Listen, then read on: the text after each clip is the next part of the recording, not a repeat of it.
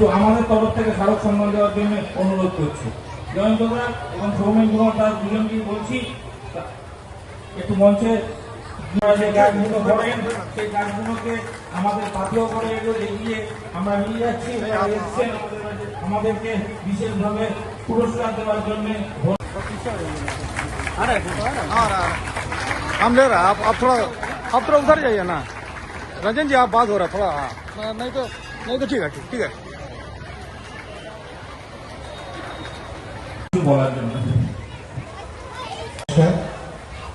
শারদীয়ার তৃতীয় শুভেচ্ছা ভালোবাসা।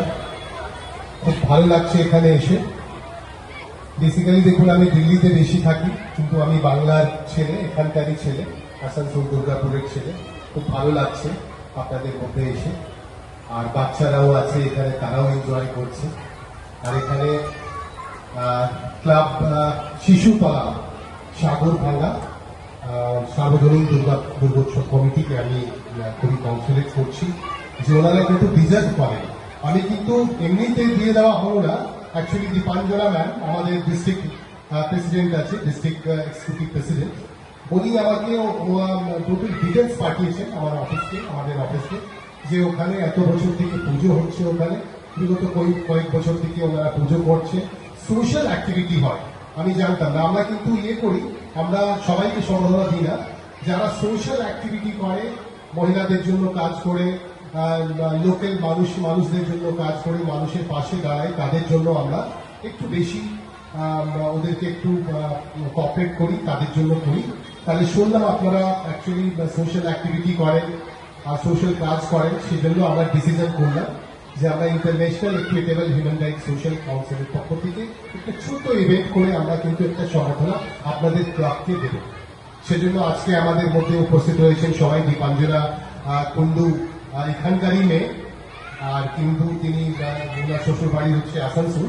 উনি আমাদের ডিস্ট্রিক্ট এক্সিকিউটিভ প্রেসিডেন্ট আছে আর অ্যাক্টিভলি কাজ করছে। আমাদের মধ্যে উপস্থিত রয়েছেন দীপক মিত্র মহাশয়, আমাদের স্টেট প্রেসিডেন্ট। আমাদের মধ্যে রয়েছেন Satbir Singh, state secretary digital wing.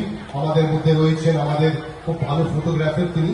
আর আমাদের একটা চ্যানেল আছে খাস বাত ইন্ডিয়া, ওই চ্যানেলের তিনি প্রতিনিধি। আর আমাদের হিউম্যান রাইটস নিয়েও আছেন রঞ্জিত রামদেব, উনি স্পোর্টস ম্যান। তাহলে সবাই মিলে আমরা ডিসিশন করলাম যে আমরা যাব শিশুতলা ক্লাবে গিয়ে আমরা কিন্তু ওদেরকে সম্মাননা দিয়ে আসবো।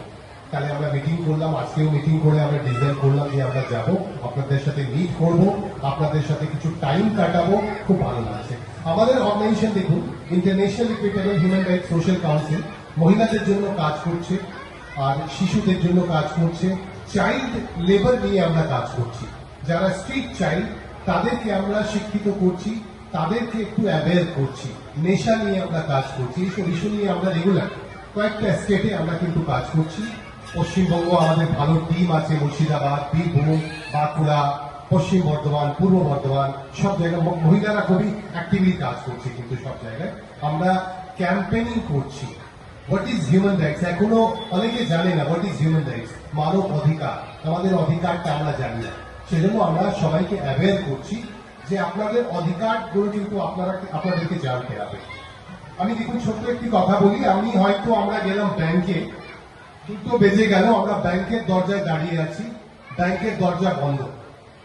ওখানকার পিউন বলছে না এখন দরজা খুলবে না, এখন এলাও করবো না, এখন সবাই লাঞ্চ করছে।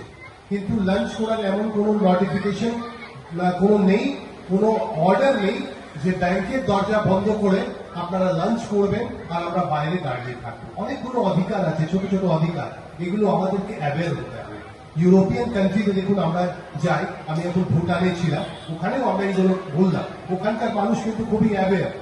হ্যাঁ, সঙ্গে সঙ্গে কিন্তু ওখানে কিন্তু ইয়ে করতে হবে, বলতে হবে। এমপি এমএলএ ওখানকার প্রতিনিধি তাদেরকে বলতে হবে। আমাদের রাইটস আছে, আমরা কিন্তু জানি না।